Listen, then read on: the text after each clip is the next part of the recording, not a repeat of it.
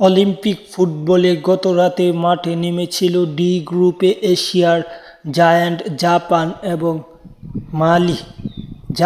এবং মালি আফ্রিকার এই দেশটির সঙ্গে অত্যন্ত প্রতিরোধমূলক বা অত্যন্ত কষ্টের একটি জয় লাভ করে জাপান।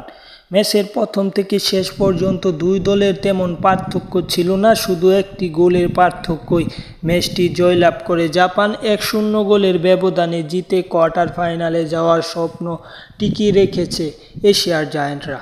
অপরদিকে মালি অত্যন্ত ভালো খেলেছে, তারা অত্যন্ত সুন্দর খেলেছে, কিন্তু ম্যাচটিতে জিততে পারেনি। 5 position shot, on target shot সব দিক থেকে প্রায় সমানে ছিল আফ্রিকার এই দেশটি, কিন্তু শেষ পর্যন্ত তারা আর কোনো গোল করতে না পারায় 1-0 গোলের ব্যবধানে জাপান ম্যাচটি ছিনিয়ে নেয় মালির কাছ থেকে এবং জাপান ম্যাচটি জয়লাভ করে। যাই হোক, খেলার আপডেট পেতে চ্যানেল সাবস্ক্রাইব করুন।